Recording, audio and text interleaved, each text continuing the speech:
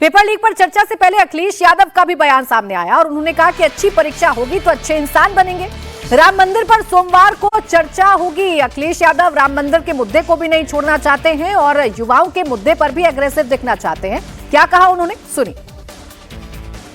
Samajwadi party Ram मंदिर का भी मुद्दा उठा रही है। अच्छी परीक्षा होगी तो अच्छे इंसान बनेंगे। बस ये परीक्षा राम मंदिर के लिए भी होगी। मंदिर के लिए भी ये परीक्षा होगी क्या? वो सोमवार को होगी। और इस बीच सर पर पट्टी बांधकर संसद पहुंचे हैं पप्पू यादव। बिहार में जुल्म में इंतहा हो गई। पप्पू यादव ने कहा लाठी से मार रहे हैं, AK-47 से गोली चला रहे हैं। तो पप्पू यादव आप देखिए किस तरीके से सर पर पट्टी बांधकर हाथ में डंडा लेकर संसद में पहुंचे। जो कश्मीर में कभी गोली चलती थी उसको यहाँ चलवा रहा है। आप देख नहीं रहे और मार रहे हैं लाठी से। ये दिखाएंगे ना, लाठी से हम लोग को मार रहा है, 47 से मार रहा है। अब कैसे होगा? बिहार में जुल्म बेइंतहा कर दिया, राजस्थान में मार रहा है, कल भी गुजरात में पेपर चोरी हुई है। कल और हम लोग चुप हैं, हाथ तोड़ दिया मार के। तो बेटियों को मार रहा है, लाठी इंटरनल पार्ट पर अब कर रहे हैं। अब लाठी लेके ना चले तो ये लोग तो कहीं गोली मरवा दे। राहुल गांधी जी को पीटा, प्राइम मिनिस्टर के घर के आगे प्रियंका जी को पीटे, विपक्ष के अखिलेश जी को पीटे, सबको पीटा इन लोगों ने। और कल इन लोगों ने नापाक काम किया है, चोर को सम्मान किया भ्रष्टाचारी लोग।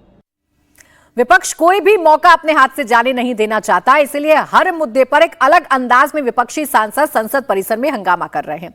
इस बीच बागी टीएमसी सांसद सायुनी घोष का भी बयान सामने आया। उन्होंने कहा कि पेपर बिल पर सदन में चर्चा बेहद जरूरी है। जो बच्चों के हितों में है वो बिल का विरोध नहीं करेंगे। विपक्ष को बिल पर चर्चा करनी चाहिए।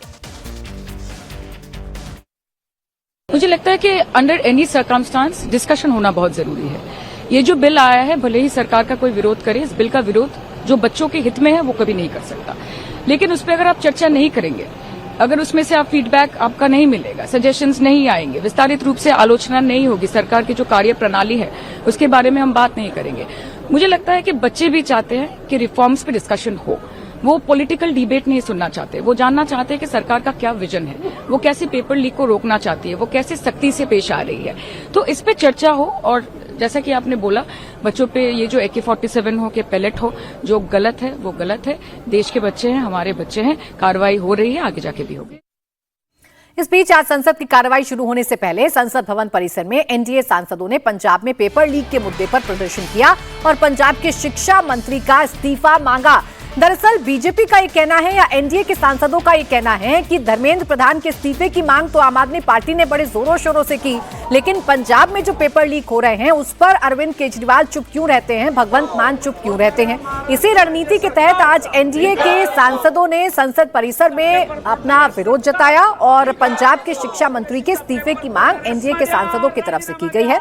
हालांकि पंजाब सरकार की तरफ से इस मसले पर यह कहा जाता है कि कोई भी पेपर लीक नहीं हुआ है। पंजाब सरकार डिनाइल मोड में है। पंजाब सरकार कहती है कि झूठा नैरेटिव फैलाने की कोशिश एनडीए कर रही है। हालांकि एनडीए ये कह रही है कि 6 पेपर लीक पंजाब में हो चुके हैं। इस पर पंजाब के शिक्षा मंत्री को इस्तीफा देना चाहिए और भगवंत मान को इस पर बोलना चाहिए, अरविंद केजरीवाल को इस पर बोलना चाहिए। कुल मिलाकर शिक्षा के मसले पर एनडीए वर्सेस विपक्षी सांसदों के बीच की जो नैरेटिव की लड़ाई है वो देखने को मिल रही है।